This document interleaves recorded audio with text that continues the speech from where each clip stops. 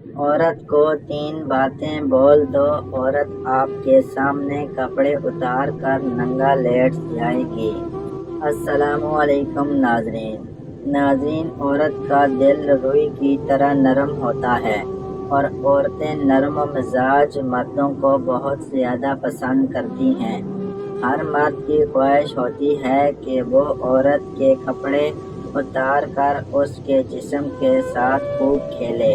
اکثر مرد عورت کو خوش کرنے کا ہنر نہیں جانتے، جو مرد کی سب سے بڑی کمزوری ہوتی ہے۔ جو مرد عورت کی آنکھوں میں آنکھیں ڈال کر اس کے جسم کے ساتھ چھیڑ چھاڑ کرتا ہے، رومانس کرتا ہے، تو اس سے عورت کے جسم میں بہت شہرت آتی ہے۔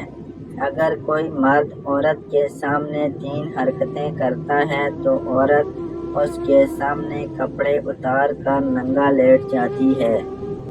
نمبر 1، عورت کے پستانوں کی تعریف کرنا۔ اگر عورت کے کپڑے اپنے سامنے اتار کر ننگا کرنا چاہتے ہو تو اس کے پستانوں یعنی چھاتی کی تعریف کیا کرو۔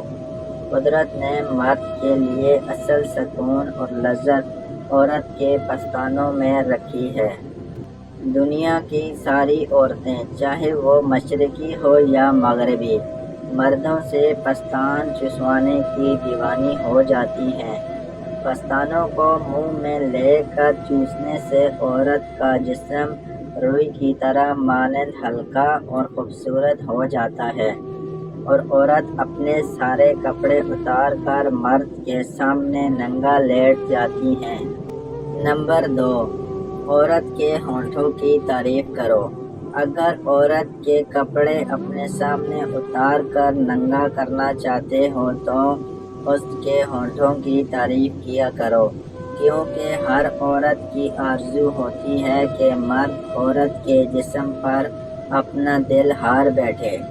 مردوں سے اپنے پستان چسوانے کی خواہش تو ہر عورت کے دل میں جنم لیتی ہے، مگر عورت کو جب محبت کرنے والا مرد میسر ہو تو تب ہی عورت اپنے ہونٹوں سے سکون حاصل کر سکتی ہے۔ عورت کی اصل پیاس بھی مرد کے ہونٹوں میں ہونٹ ڈال کر بجھتی ہے اور عورت کا پورا جنسی سکون حاصل کر لیتی ہے۔ نمبر 3، عورت کی شرمگاہ کی تعریف کرو۔ اگر عورت کو اپنے سامنے ننگا کرنا چاہتے ہو تو اس کی شرمگاہ کی تعریف کرو۔ اگر کوئی مرد عورت کے جسم کی تعریف کرتا ہے، خاص طور پر اس کی چھاتی اور اس کی شرمگاہ کی تعریف کرتا ہے، تو عورت آسانی سے اس مرد کے محبت کی جال میں پھنس جاتی ہے اور اپنا پورا جسم اس مرد کے حوالے کر دیتی ہے۔ اگر مرد عورت کو یہ یقین دلائیں کہ مرد عورت کی عزت کی حفاظت کرے گا، اس کے جسم کی حفاظت کرے گا، تو عورت ایسے مرد کو اپنا جسم ننگا کر کے پیش کر دیتی ہے، کیونکہ عورت اپنے جسم سے بہت پیار کرتی ہے اور جو مرد عورت کے جسم سے پیار کرتا ہے، اس کی عزت کی حفاظت کرتا ہے، تو پھر وہی جسم اس کا ہو جاتا ہے۔